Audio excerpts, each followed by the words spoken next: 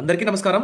ప్రభుత్వ పథకాల అప్డేట్స్ ముఖ్యంగా ఇందిరమ్మ ఇళ్ళకి సంబంధించి ప్రతి అప్డేట్, ప్రతి డౌట్ క్లియర్ చేస్తూ ఇందిరమ్మ ఇళ్ళకి సంబంధించి ఫైనల్ లిస్ట్‌లో మీ పేరు వచ్చే వరకు, మీ ఇందిరమ్మ ఇల్లు పూర్తయ్యే వరకు మన ఛానెల్‌లో సూచనలు, సలహాలైతే వస్తాయి. తప్పకుండా సబ్స్క్రైబ్ చేసుకోండి. వీడియోస్ అయితే లైక్ చేస్తూ ఉండండి.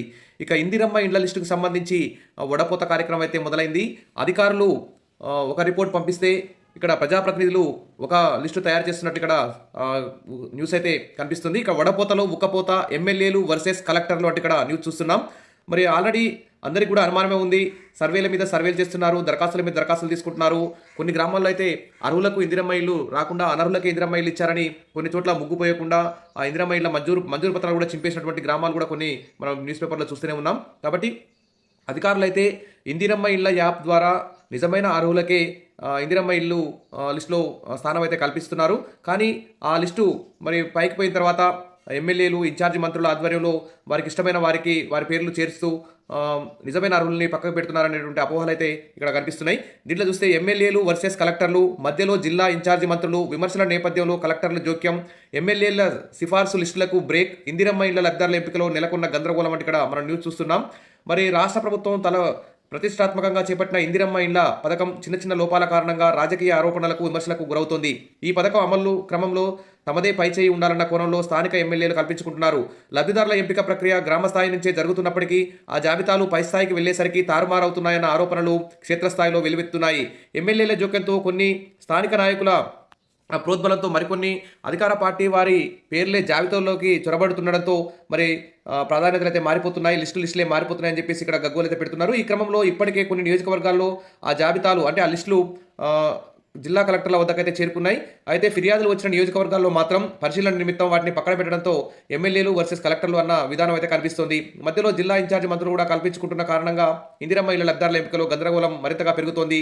అసలు ఇందిరమ్మ ఇల్లు, ఇదిగో ఇందిరమ్మ ఇల్లు, అదిగో ఇందిరమ్మ ఇల్లు అని దాదాపు 1.5 year దాటిపోయింది. ఇంతవరకు ఒక్క ఇల్లు మంజూరు చేసినట్లు లేదని చెప్పేసి అందరూ ఆందోళన చెందుతున్న నేపథ్యంలో మళ్ళీ పైరవీలకు సంబంధించి మరి అధికార పార్టీ వాళ్ళ పేర్లే లిస్టులో వచ్చే విధంగా చూస్తున్నటువంటి సందర్భం చూసి ఇవన్నీ చూసి ఇంకా ఇందిరమ్మ ఇళ్ల కోసం ఎదురు చూసేటువంటి ఆశావాహులు అయితే అసహనం, అసంతృప్తి అయితే, భయం అయితే నెలకొంటుంది. అసలు మాకు నిజంగా ఇల్లు లేదు, సొంత జాగా ఉంది, మేము పేదవాళ్ళం, మరి మాకు ఇల్లు వస్తుందా రాదా, ఫైనల్ లిస్టులో మా పేరు వస్తుందా రాదా, మరి అధికార పార్టీ వారికే ఇల్లు దక్కుతాయేమో అని చెప్పేసి చాలా ఆందోళనలో ఉన్నారు. కాబట్టి ఇప్పటికైనా అధికారులు, ప్రభుత్వం ఖచ్చితమైనటువంటి గైడ్లైన్స్ విడుదల చేసి ఇందిరమ్మ ఇళ్ల యాప్ ద్వారా నిజమైన అర్హులకు గ్రామ సభల ద్వారా ఇందిరమ్మ కమిటీల ఆధ్వర్యంలో నిజమైన అర్హులకి ఇందిరమ్మ ఇల్లు మంజూరు చేసి ఫైనల్ లిస్ట్ పెట్టాలి.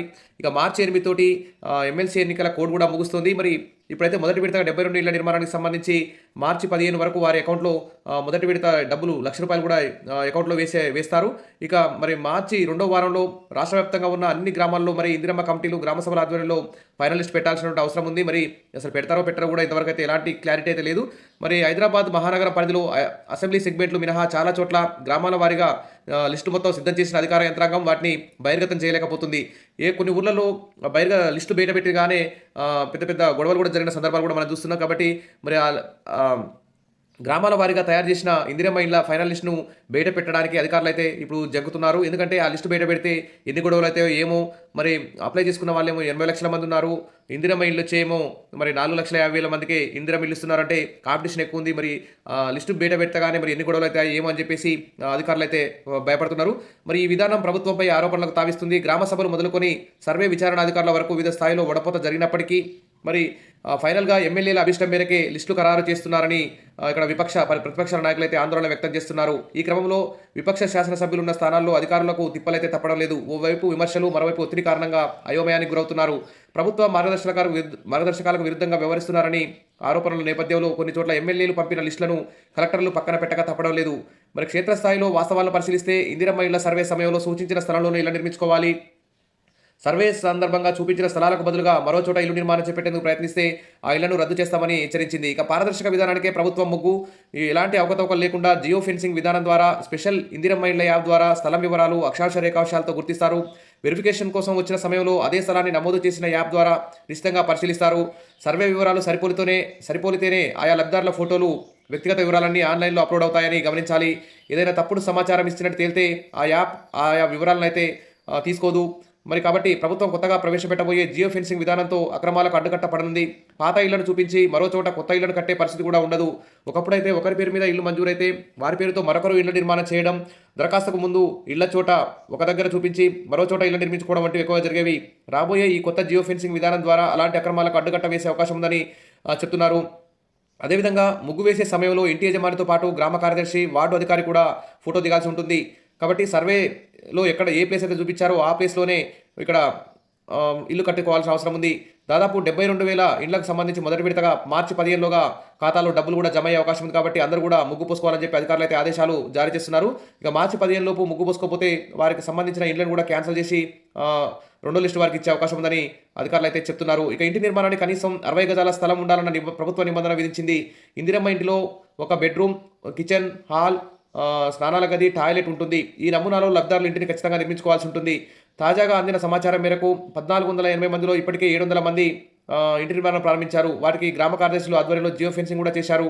ఇళ్లకు ముగ్గు పోసుకున్న ప్రాంత ఫోటోలను అక్షాంశ రేఖాంశాల ఆధారంగా యాప్లో అప్లోడ్ చేశారు.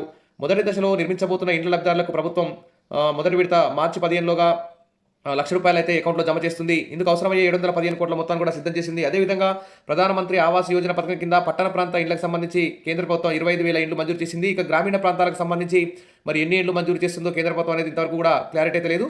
సరే, ఏది ఏమైనా ఇందిరమ్మ ఇళ్లకు సంబంధించి అధికార పార్టీ వారికి ఇండ్లు ఇవ్వకుండా, అంటే నిజమైన అర్హులకే ఇందిరమ్మ ఇల్లు ఇవ్వాలి, పక్షపాత ధోరణి లేకుండా ఇవ్వాలని చెప్పేసి నిజమైన ఆశావాహులందరూ కూడా ఎదురు చూస్తున్నారు. ఇంకెప్పుడు ఫైనల్ లిస్టు పెడతారు అని చెప్పేసి ఎదురు చూస్తున్నారు. కానీ అధికారులు గ్రామాల్లో ఫైనల్ లిస్టు పెట్టాలంటే భయపడుతున్నారు. ఆ లిస్టులు చూసి మరి గ్రామస్తులు ఏ విధంగా గగ్గోలు పెడతారు, గొడవలకు దిగుతారు అని చెప్పేసి మరి భయపడుతున్నారు. ఇటీవల కొన్ని గ్రామాల్లో ఫైనల్ లిస్టు పెట్టినప్పుడు చాలా గొడవలయ్యాయి. ఇండ్లు శాంక్షన్ అయిన వారికి కూడా ముగ్గు పోసుకొనియకుండా అడ్డుపడ్డారు. ఈ విధంగా మరి ఎన్ని చోట్ల ఎన్ని గొడవలు అవుతాయో మరి అని చెప్పేసి అధికారులు అయితే భయపడుతున్నారు. దీని మీద ప్రభుత్వం ఎలాంటి పక్షపాత ధోరణి లేకుండా నిజమైన అర్హులకే ఇచ్చి మరి గ్రామ సభల్లో ఫైనల్ లిస్టు ప్రకటించి గ్రామ సభల ఆమోదంతో ఫైనల్ లిస్ట్ పెడితే అందరూ కూడా హ్యాపీగా ఇల్లు కట్టుకొని సొంత ఇంటి కల నిజం తీసుకునే అవకాశం ఉంది. ఇక ఇప్పుడు ఇచ్చే 8 ట్రాక్టర్ల ఇసుక ఫ్రీ ఇస్తారు. అదేవిధంగా స్టీలు, సిమెంట్ కూడా తక్కువ ధరకు ఇప్పిస్తామని చెప్పి ప్రభుత్వం అయితే హామీ ఇచ్చింది. అదేవిధంగా ఇందిరమ్మ ఇళ్లకు సంబంధించి ప్రస్తుతం ఇస్తున్న 5 లక్షలు ఏమాత్రం సరిపోవు. కాబట్టి 8 లక్షల రూపాయలు ఇందిరమ్మ ఇల్లు ఇవ్వాలి. పట్టణ ప్రాంతాల్లో అయితే 10 లక్షల రూపాయలు ఇస్తే ఇందిరమ్మ ఇల్లు అప్పులపాలు కాకుండా కట్టుకునే అవకాశం ఉంది. కాబట్టి ప్రభుత్వం మరి ఇప్పుడు ప్రవేశపెట్టబోయే బడ్జెట్లో ఇందిరమ్మ ఇళ్లకు సంబంధించి కేటాయింపులు అధికంగా జరపాలి. ఎందుకంటే గత 7 ఏళ్లుగా ఇండ్లు ప్రభుత్వ సహాయంతో ఇండ్లు అయితే ఎవరికి దక్కలేదు. అదేవిధంగా మధ్యలో గత ప్రభుత్వ హయాంలో శాంక్షన్ అయి మధ్యలో ఆగిపోయిన ఇండ్లు కూడా చాలా ఉన్నాయి. వాటికి సంబంధించి కూడా ఇవ్వాలి. ఇక జిహెచ్ఎంసీ పరిధిలో కూడా డబుల్ బెడ్రూమ్ ఇళ్లకు సంబంధించి కూడా నిజమైన అర్హులకు కేటాయించాలి.